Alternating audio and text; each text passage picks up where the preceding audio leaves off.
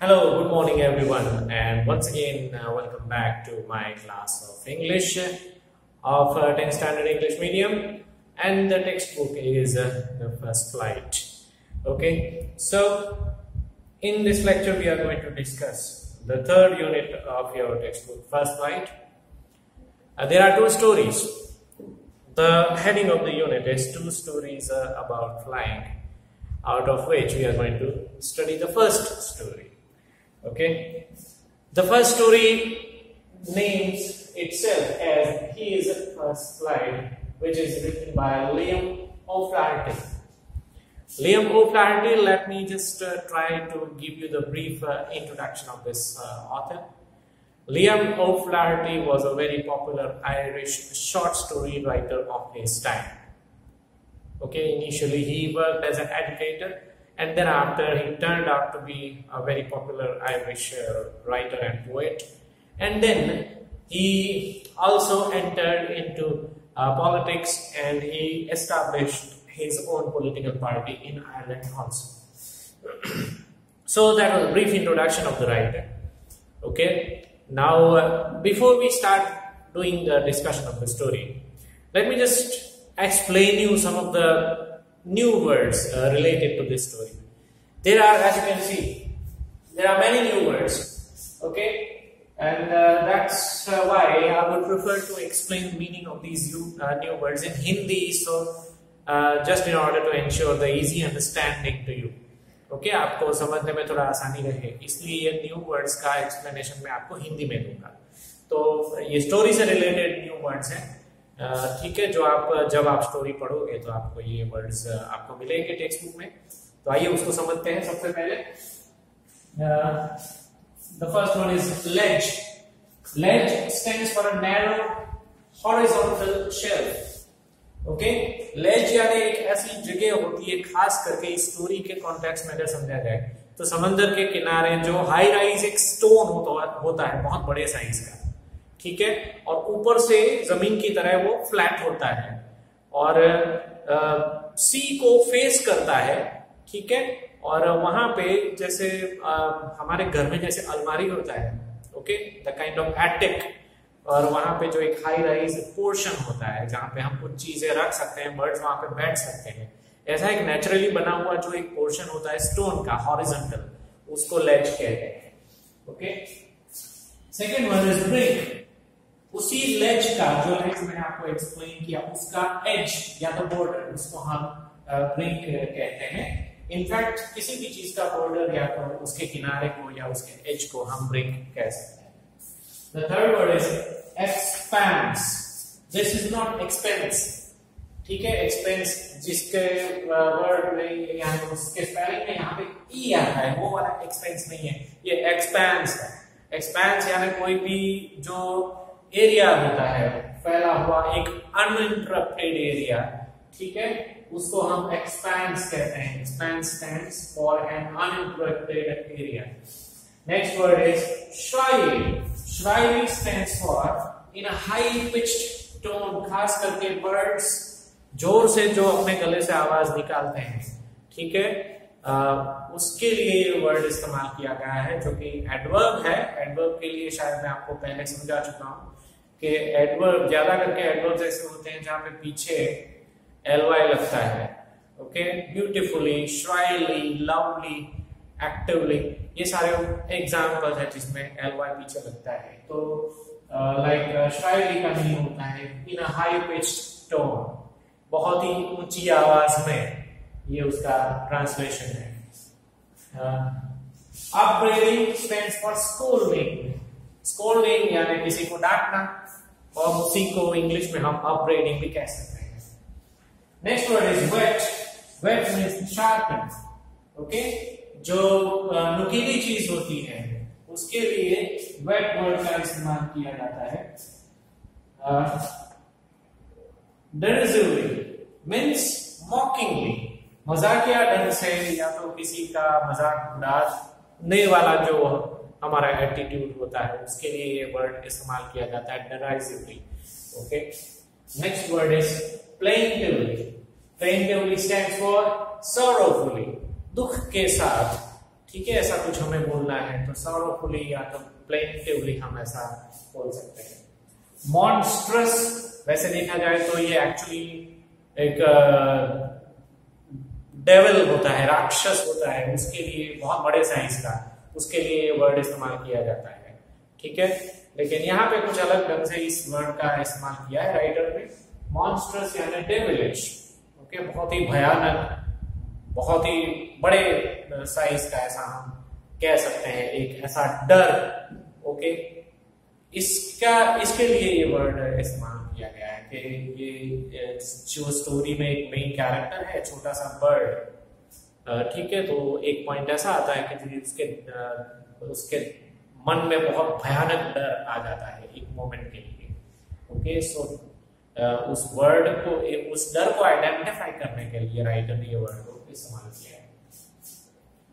आगे बढ़ते हैं। Soaring, soaring stands for rising, going up, कोई भी चीज ऊपर उठती है, ऊपर जाती है, तो उसके लिए सोरिंग ये वर्ड हम यूज कर सकते हैं।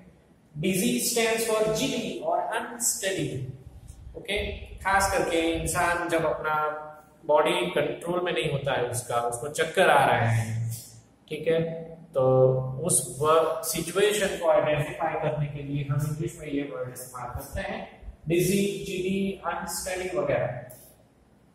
कॉर्वेटिंग, curvetting stands for leaping like a horse, horse की तरह जंप लगा के आगे बढ़ना, दैट इज ओके, उसका जो उस चीज को बताने के लिए कॉर्वेटिंग कह सकते हैं, और ये उसका मीनिंग है, लीपिंग लाइक अ हॉर्स।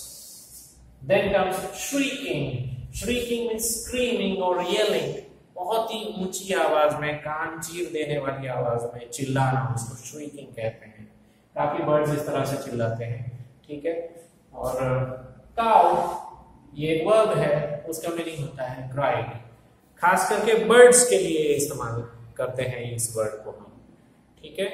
तो जो काव काव करके जो बर्ड्स बोलते हैं, उसके लिए हम काव ऐसा वर्ड कह सकते हैं। So this was the glossary part of the story, his first flight.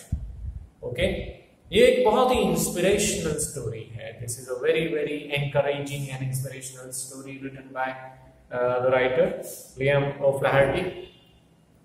Let me just try to give the brief summary of the story now. Along with it, there is a very beautiful message hidden for all of us actually. The symbolism in the story has been used by the writer is a young bird, a young seagull in fact, okay, who has a lot of fear, okay, in regards to flying. Okay, he is very young, his parents, his siblings have tried enormously to teach him how to fly, but somehow this bird is not able to fly. He is not able to learn how to fly, and he has an enormous fear in his mind, in his heart, whether in case if he tries to fly, he would probably fall down. His wings will not accompany him, okay, and he will lose his life. That's the kind of fear he has in his mind. So that's the sort of theme which is represented in this story, right? But the message is directly conveyed to us by the writer. Although the symbolism, as far as the symbolism is concerned, it directly relates to the bird, but the message is very clear to us. And that is why, because this story conveys a very straightforward and a very important message of life to us. That's why I found it I found a very beautiful slogan, or a kind of a proverb, or a kind of a good line related to this story, and that's the reason why I put it on the board. I would like to read it out to you. You can see it here, is right? Journey of 1,000 miles begins with a single step. Okay, ये line आपने कहीं ना कहीं शायद पढ़ी होगी या तो सुना होगा ये, कि हजारों माइल की जर्नी अगर हमें करना है तो उसकी शुरुआत भी एक स्टेप से होती है। हम एक साथ में 1000 स्टेप नहीं ले सकते हैं, ठीक है। बहुत सारे इसके लिए प्रैक्टिकल एग्जांपल्स हम दे सकते हैं। हमें हर रोज हमारे घर से हमें कहीं ना कहीं जाना होता है, लेकिन हम डायरेक्टली उस जगह पे नहीं पहुंच सकते हैं, उसके लिए हमें घर से बाहर निकलना पड़ता है। That is the single step we are talking about, ठीक है।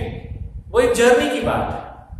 लेकिन लाइफ में अगर कुछ भी एडवेंचर करना है, in case if you want to do any sort of venture in your life, then you should always begin with one single step.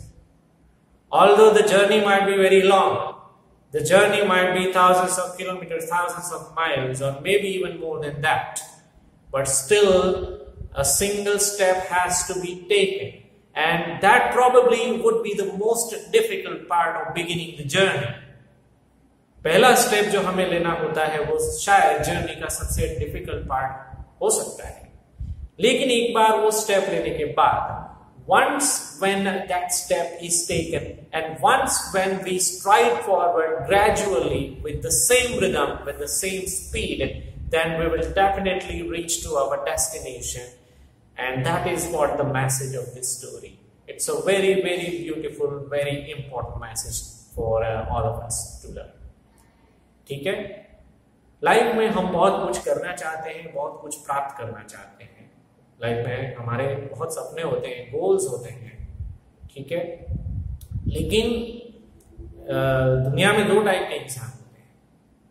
सपने हर एक इंसान के होते हैं, लेकिन in terms of those dreams, in terms of visualizing those dreams, there are 2 types of people in the world. पहला type ऐसा होता है कि वो ड्रीम को विजुअलाइज करता है, उसके बाद उसके बारे में वो सोचता ही रहता है। He or she would not make any attempt to achieve that dream. They would all constantly be in the sort of thinking about that dream. हमेशा वो उसके बारे में सोचते रहते हैं। वो सोचते रहते हैं इसलिए क्योंकि उनको पता है, उनको शायद ये डर है एक्चुअली कि ड्रीम तो है, लेकिन वहां तक कैसे पहुंचा जाए, बहुत डिफिकल्ट है। उनको डिफिकल्ट इसलिए लगता है क्योंकि उन्होंने पहला स्टेप ही नहीं लिया है। वो ये नहीं सोच रहे हैं कि ये ड्रीम हमारा है तो उसको अचीव करने के लिए at least we should begin our journey. Achieving the dream is not kind of something where you are sitting at your home and somebody will just try to fulfill your own dream. हमारे सपने पूरे करने का कोशिश किसी और को नहीं, हमें खुद को करना होता है। इसलिए ऐसे इंसान के लोग, जो फर्स्ट टाइप के लोग जो होते हैं, वैसे वो हमेशा सोचते रहते हैं। Now let's talk about the second type of people. वो सपने देखते हैं, सोचते हैं, अपना गोल निश्चित करते हैं और उसके बाद उस गोल को हासिल करने के लिए अपना जर्नी भी शुरू करते हैं, जिसको हम वेंचर कहते हैं। ये चीज हर एक को लागू पड़ती है, हर एक को, इन द सेंस सिर्फ ह्यूमंस को नहीं, लेकिन एनिमल और बर्ड्स को भी लागू पड़ता है। ओके, कि अगर हमें हमारा कोई भी जो सपना है वो पूरा करना होता है तो उसको अचीव करने के लिए हमें एक पर्टिकुलर डेस्टिनेशन तक का जर्नी हमें शुरू करना होता है। In case if we do not start our journey, that dream is not going to be fulfilled. And in case if we do not take our first step, then it will always look difficult to us. जब तक हम first step नहीं लेते हैं तब तक वो हमें मुश्किल लगेगा, ठीक है। छोटा बच्चा जब साइकिल सीखता है तो उसको सीखने से पहले तो डिफिकल्टी लगने वाला है क्योंकि वो ट्राई नहीं कर रहा है, लेकिन जब वो ट्राई करेगा ऑब्वियसली उसको बड़ों की हेल्प मिलेगी, लेकिन उनकी हेल्प से वो खुद भी थोड़ा बहुत ट्राई करेगा। तो gradually we have seen in so many thousands of number of cases, आप लोग भी शायद इस तरह से ऐसा कुछ ना कुछ स्किल सीखे होंगे अपने लाइफ में, तो आपको याद होगा कि वो जो एकदम इनिशियल दौर जो था, ठीक है, वो डिफिकल्ट था, लेकिन उसके बाद इतना ज्यादा डिफिकल्ट नहीं था। उसके बाद शायद हम लोग गिरे भी होंगे, शायद हमें चोट भी आई होगी, ठीक है, और खून भी निकला होगा, लेकिन still there was a point where we achieved our destination, okay, and we materialized our dream. उससे भी छोटा बच्चा जब 1.5-2 साल का होता है तो आपने देखा होगा कि वो बोलने लगता है, चलने लगता है, तो वो किस तरह से बोलना या चलना सीखता है, तो उसकी एक कॉमन प्रोसीजर है हर एक बच्चों के लिए कि जब वो चलता है तो बहुत ही हड़बड़ाहट के साथ वो चलता है, उसको बहुत मुश्किल लगता है. Those initial few steps are very very difficult for that child, and then after gradually when that inner fear from his heart is removed, okay, backed by lots and lots of courage and encouragement by the elderly, the elders living in the house, okay, उसकी वजह से उसका डर जो है वो चला जाता है और वो चलना सीख भी जाता है. हम बार बार एक टीवी एड में हम बार बार एक जो स्लोगन है वो सुनते रहते हैं कि डर के आगे जीत है. ठीक है, डर के आगे जीत है. तो किसी भी चीज के ऊपर अगर विजय पाना है तो हमें हमारा जो फियर है उसके ऊपर विजय पाना जरूरी है. उसके बाद जो कोई भी मुश्किलात हमारे सामने आती है, जो कोई भी चैलेंज आती है लाइफ में, उसके सामने हम जीत जरूर पा सकते हैं. ये इस लेसन का मैसेज है, which is a very straightforward but still a very very important and a valuable message for us. ठीक है, तो लेसन का अब ब्रीफ जो the actual story, what does the actual story tell us? Let me explain you that. Okay, just as I told you earlier, there was a young seagull who was standing, okay, on the brink of a ledge, and he was standing there alone. He had his family members, his parents and siblings, who were standing away from him, and they were like scolding him to try and fly. Okay, they have already made lots and lots of attempts to teach him how to fly, but somehow, because of enormous fear in his mind, this young seagull is not able to fly. He has a fear of death. Okay, he has a fear whether in case if he takes a leap and tries to expand his wings, and in case if his wings would not cooperate, he would fall down on the land, okay, and he would die. That's the sort of fear the young seagull has, and because of that, he's not taking that first step. Okay, he has that level of fear, because of which he was unable to take the first step. Now, the parents and the siblings, they were all able to fly so easily, and they were flying around. They were literally showing this young seagull how it was easy for them to fly. But still, this young seagull was not encouraged. Okay, his mother was standing nearby. This young seagull was feeling hungry, and the mother at the distance was having a piece of fish in her beak. The food that she had, she wanted to give this young child. Okay, but the parents had put one condition on him, that unless he tries to fly, he would not get food. So they desperately want him to fly first. Otherwise, they have threatened him that he would starve to death in case if he does not make an attempt to fly. और इसलिए जो उसकी mother है young seagull की, वो fish का एक टुकड़ा लेके थोड़े दूर खड़ी है वो, ओके, लेकिन खाना नहीं दे रही है इसको. She would not give food to her child, okay, because she knew that कि अगर उसको अगर खाना दिया जाएगा तो ये उड़ने की कोशिश नहीं करेगा.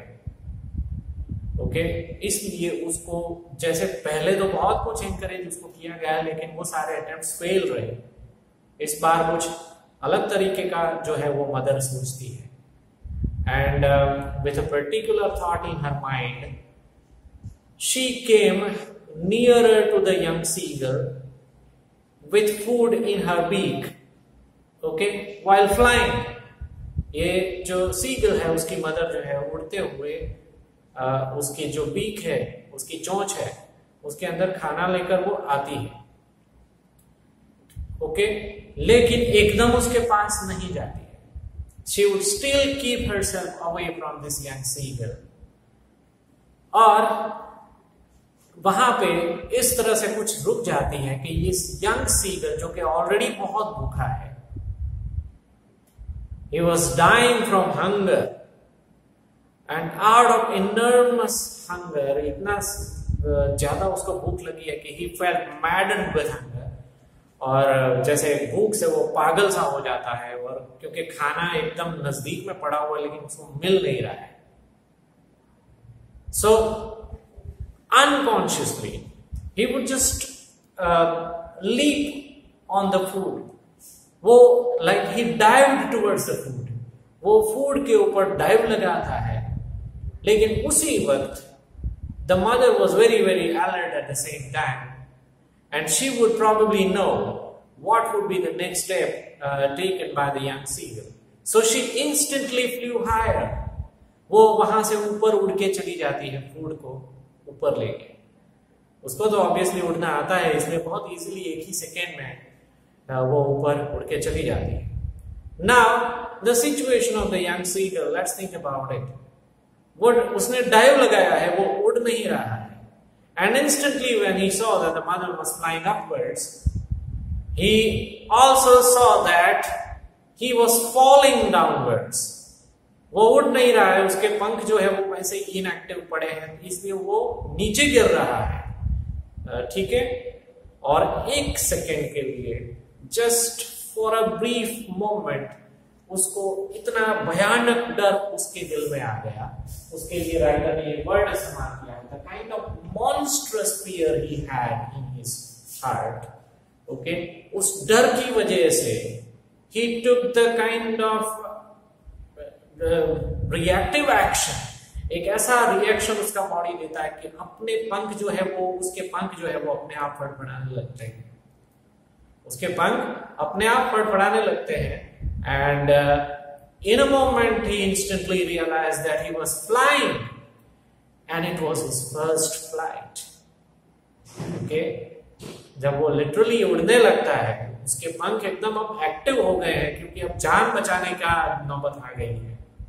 ठीक है, एक मोमेंट के पहले वो फूड के लिए वो जंप कर रहा था, अब वो अपनी जान बचाने के लिए उसने अपने पंख फैला दिए हैं. और जब उसको पता चला कि अब वो लिटरली उड़ रहा है, जो चीज उसको नहीं आ रहा था अभी तक, वो उसको अचानक से आ गया. So he started enjoying that first flight. ठीक है, तो उसकी फर्स्ट फ्लाइट जो है वो जो है पहली उड़ान जो है वो उसको बहुत ही मजे से, बहुत ही खुशी के साथ, शायद इतना खुशी उसको पहले कभी नहीं हुआ था, उतना खुशी के साथ वो एंजॉय कर रहा है. आसपास में उसके पेरेंट्स, उसके सिबलिंग्स जो है वो उसको चीयर अप कर रहे हैं, उसको उसके इस अटेम्प्ट को बहुत ही जोरदार तरीके से अप्रूव कर रहे हैं, उसको अप्रिशिएट कर रहे हैं. और उनको तो पता ही था कि शायद अब यही तरीका बचा है इसको उड़ना सिखाने के लिए. So literally finally this particular idea of a mother, okay, was successful, and the young seagull was able to fly now. कुछ इसी तरह से जिंदगी में भी होता है कि जब तक हम वो फर्स्ट स्टेप नहीं लेते तब तक हमें पता नहीं चलता है कि जर्नी एक्चुअली उतना डिफिकल्ट नहीं है जितना हम पहले से सोचते हैं. पहले हम डिफिकल्ट है ऐसा इसलिए सोचते थे क्योंकि मन में डर था. ठीक है, तो वो डर जब हम स्टेप लेते हैं, आगे बढ़ते हैं, धीरे धीरे आगे बढ़ते हैं, तो फिर हमारी स्पीड भी हम धीरे धीरे इंक्रीज होती है, और वो डर भी जो पहले था वो निकल जाता है. तो हर एक एडवेंचर में, लाइफ के हर एक वेंचर में इसी तरह से हमें सफलता मिलती है. ठीक है, इसी के साथ ये स्टोरी का डिस्कशन जो है वो यहाँ पे खत्म होता है. The notes related to the story will be sent to you through the mobile app. Okay, thank you very much. Enjoy your weekend and always remember, डर के आगे जीत है. Thank you.